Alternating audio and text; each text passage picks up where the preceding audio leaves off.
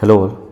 तो जैसा कि सबको पता है एस्टेट का फॉर्म आ चुका है और एस्टेट की तैयारी के लिए जो सबसे बेहतरीन सोर्स हो सकता है वो प्रीवियस ईयर क्वेश्चन ही है। तो ये इस वीडियो में हम डिस्कस करते हैं लास्ट ईयर के पूछे गए एस्टेट टीजीटी साइंस में क्वेश्चंस। जो भी क्वेश्चंस टीजीटी साइंस में पूछे गए हैं उसका ये एक कह सकते हैं कि एग्ज़ाम के बाद एक आंसर शीट आता है जिसमें आप आंसर अपने मैच कर सकते हैं। तो हमारे पास में और ये लास्ट ईयर के ही है 2025 के साइंस 9-10 क्लास के लिए। तो ये डिस्कस करते हैं कि क्वेश्चंस और देखते हैं कि क्या कुछ पूछा गया था और इससे हमें पता चलेगा अपने प्रिपरेशन के बारे में और हम अंदाज़ा लगा पाएंगे कि क्वेश्चन किस तरह के आते हैं। So the first question is machine gun fires 60 bullet per minute with a velocity of 700 per second. If each bullet has a mass of 50 gram, then the power developed by the gun. तो gun है जो 60 bullet पर minute fire करता है और velocity कितना है bullet का, तो 700 मीटर पर सेकेंड है और हर एक बुलेट का मास भी दिया हुआ है जो कि 50 ग्राम है। तो यहाँ पे ना मोशन जो भी एनर्जी है वो किसकी वजह से हो रहा है, मोशन की वजह से, मोशन ऑफ द बुलेट की वजह से। तो यहाँ पे क्या निकालेंगे, के निकालेंगे। काइनेटिक एनर्जी सिंपल है ना, mv², जहाँ पे मास हमको पता है और वेलोसिटी भी दिया हुआ है हाफ इंटू 0.05। ये कहाँ से आया, क्योंकि हमने 50 ग्राम्स को केजी में कन्वर्ट किया है, केजी ऐसा यूनिट है और 700 मीटर पर सेकेंड, तो 700 इंटू 700 जो कि आता है 12250 कुछ आएगा, है ना। अब ना ये निकल के हमारा के और जो टोटल पावर है, पावर पूछा जा रहा है ना, पावर डेवलप्ड, तो पावर निकालने के लिए हम क्या करेंगे, पावर इज इक्वल टू के ऑफ पर बुलेट मल्टीप्लाइड बाय क्या करेंगे हम, रेट, RAT। रेट क्या था, रेट मतलब वही स्पीड। तो रेट है 60 बुलेट पर मिनट, तो एक मिनट में 60 बुलेट, तो एक मिनट में एक बुलेट।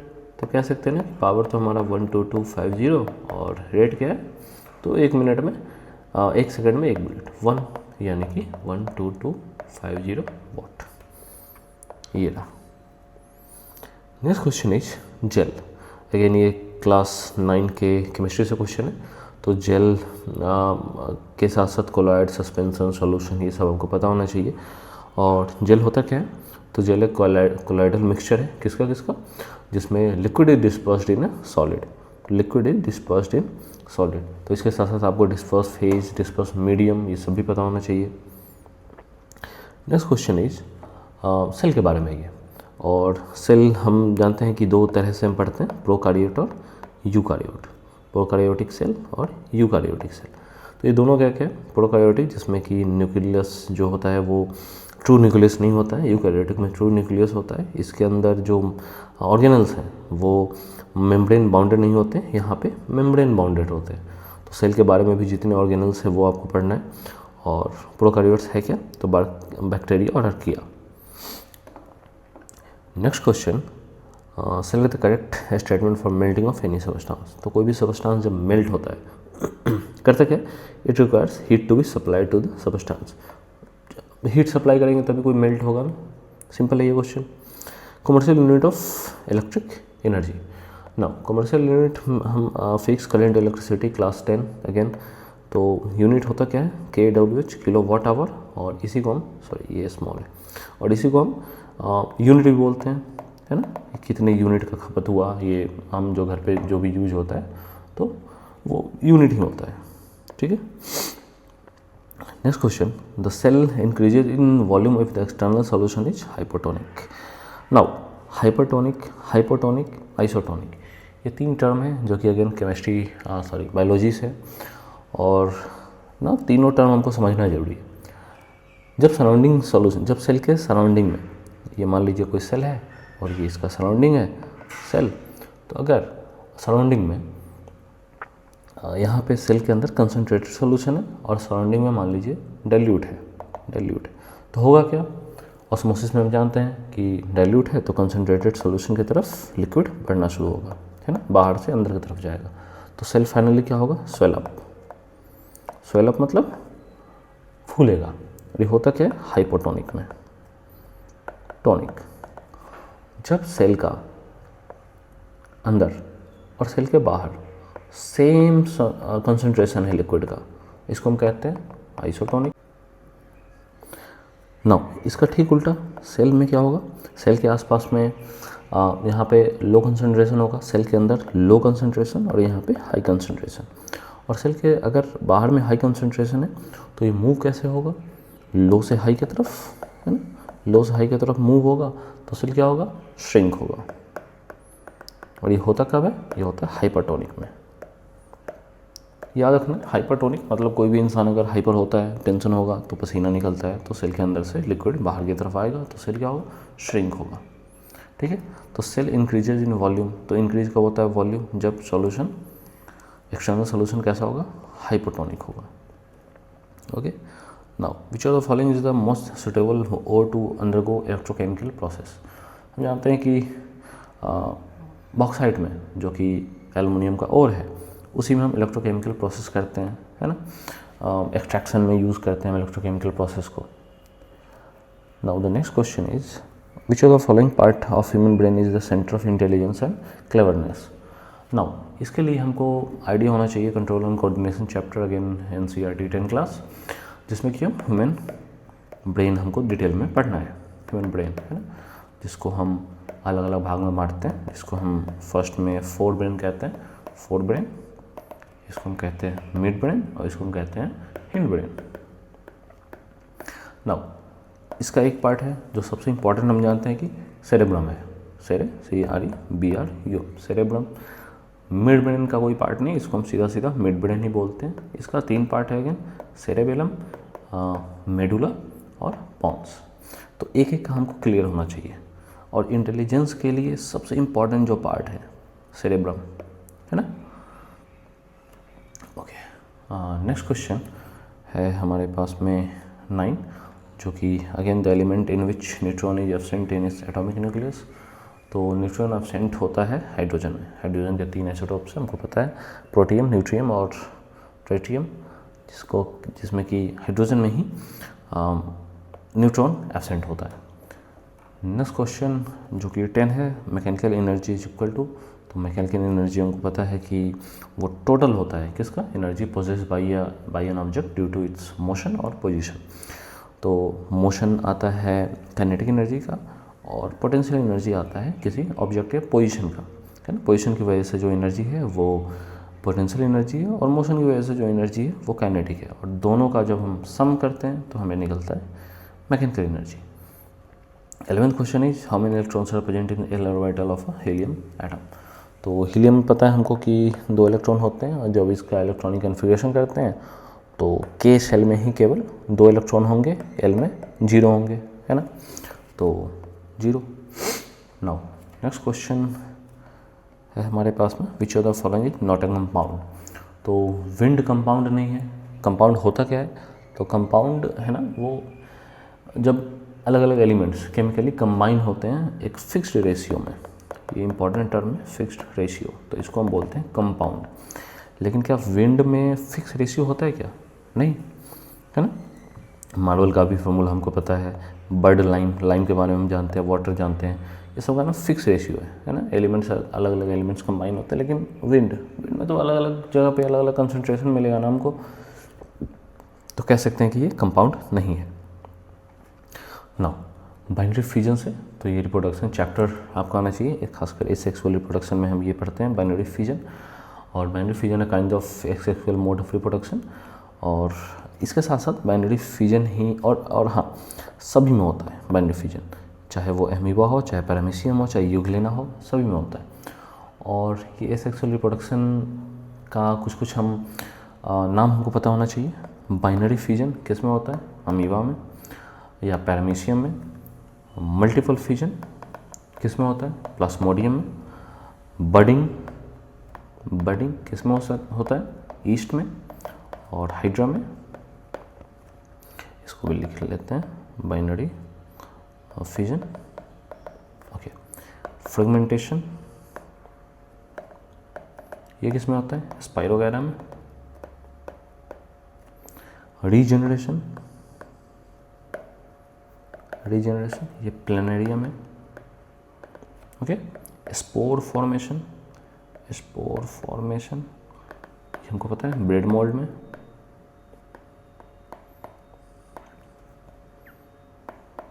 ब्रेड मोल्ड में, ओके।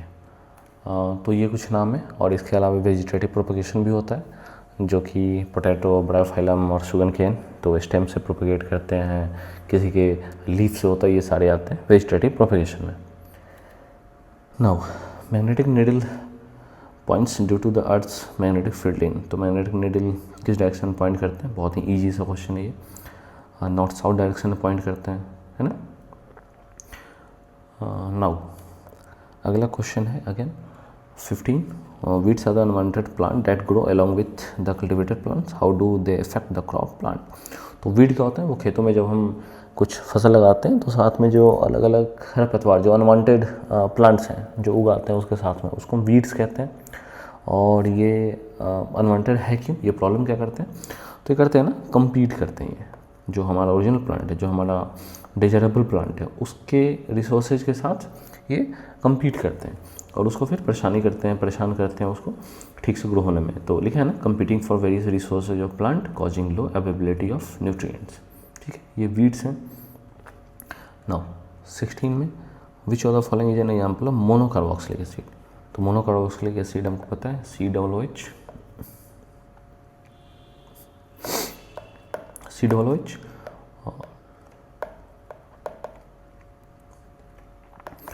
तो फॉर्मिक एसिड का फॉर्मूला क्या है, HCOOH, इसको हम 1COOH कह सकते हैं। एसिटिक एसिड होता है CH3COOH, तो इसमें भी 1COOH ग्रुप है। फिर लास्ट में ऑक्जेलिक एसिड, इसमें क्या होता है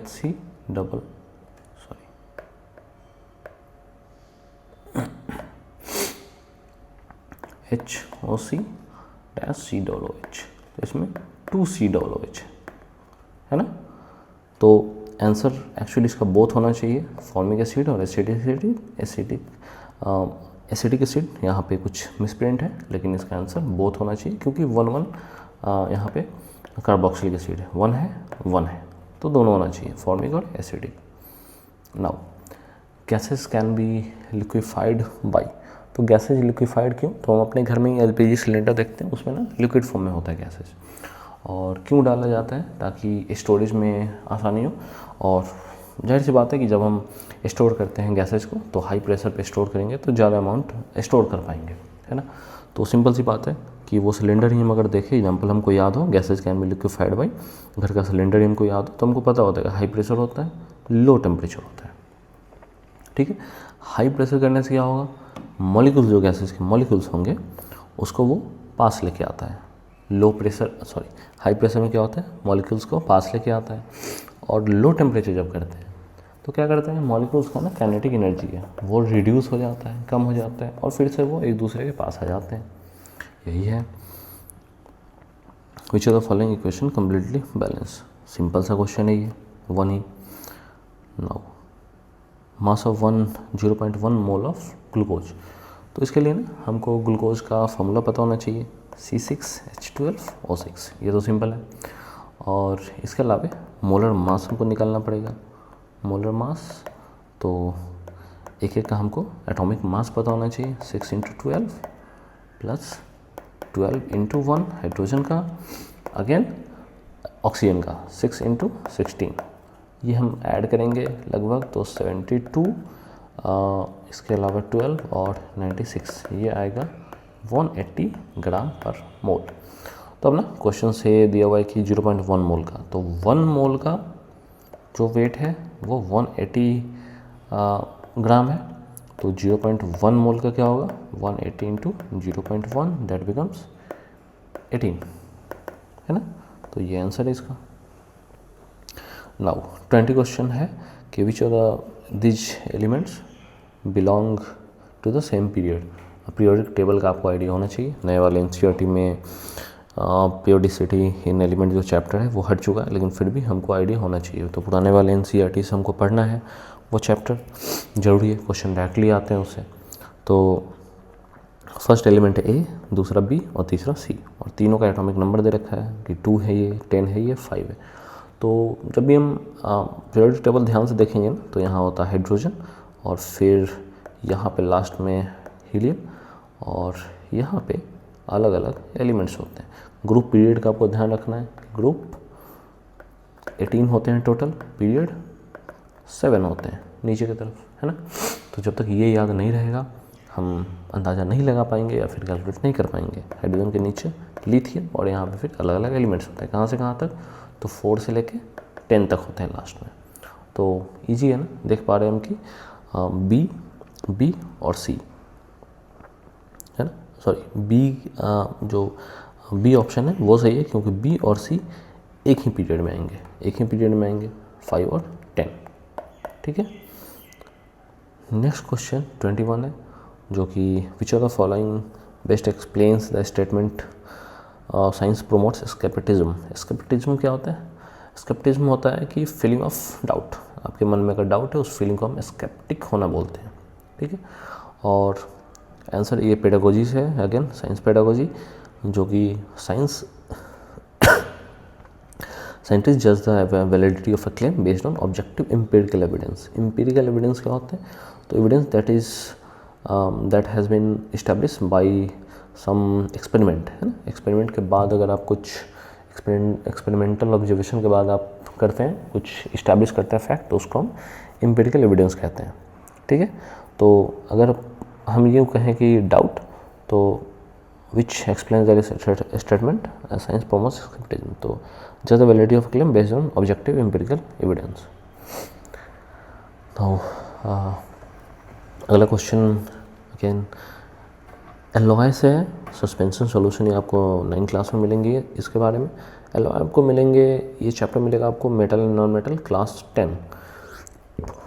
कुछ एलॉय हमको नाम जानने हैं, जैसे कि स्टील का ही क्वेश्चन है ना। स्टील बनता कैसे? तो आयरन प्लस कार्बन को मिला के stainless steel.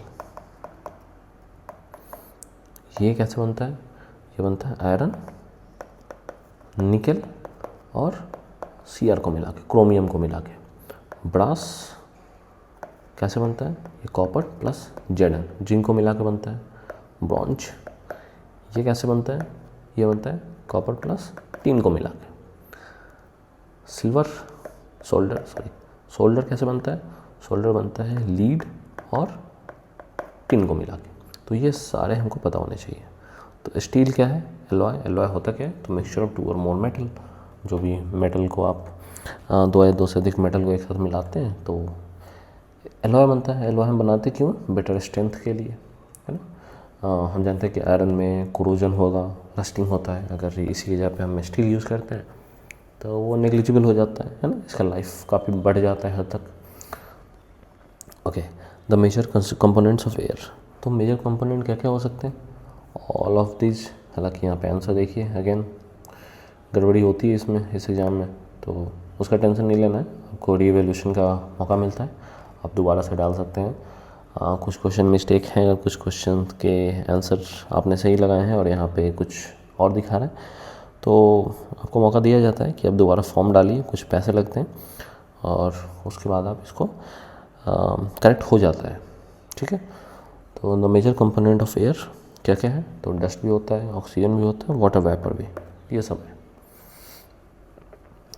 Sonic boom again कब होता है सोनिक बूम? जब लाइट का जब साउंड का speed greater than the speed of, sonic boom is produce when a source of sound travels at speed तो greater than the speed of sound. तो ये जब जेट प्लेन्स होते हैं, ये जब साउंड के बैरियर को पार करते हैं ना, तो यहाँ से सोनिक बूम आपको प्रोड्यूस होता है, ठीक है। तो साउंड जो स्पीड है उसके पार जाना है, उसके ऊपर जाना है। Now all the plants like fern and mosses which produce spores are grouped under. तो यहाँ पे फर्न एंड मोसेस अगेन आपको ये क्लासिफिकेशन में मिलेगा, जो कि डाइवर्सिटी और इन लिविंग ऑर्गेनिज्म चैप्टर है क्लास 9 में, उसमें मिलेगा। तो प्लांट्स को हम कितने भाग में डिवाइड करते हैं? जिसको हम प्लांटिंग कहते हैं, इसको हम 2 पार्ट में डिवाइड करते हैं। एक वो होंगे जिनके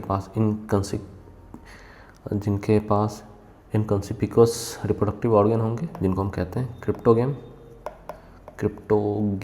और इनको हम कहते हैं फेनेरोगेम, PHAN और फेनेरोगेम। तो क्रिप्टोगेम जिनके पास भी रिप्रोडक्टिव ऑर्गन ट्रू नहीं है ना, हिडन रिप्रोडक्टिव ऑर्गन, उनको हम क्रिप्टोगेम कहते हैं। फेनोडोगेम किनको कहते हैं कि डिफरेंशियल रिप्रोडक्टिव टिश्यूज हैं, उनको फेनोडोगेम कहते हैं। तो मोसिस, स्पोर याद रखना है क्रिप्टोगेम से ही है, ठीक है। इसको फर्दर हम डिवाइड कर सकते हैं 3 भाग में, जिसको हम कहते हैं थैलोफाइटा, अम्ब्रायोफाइटा, पेट्रिडोफाइटा।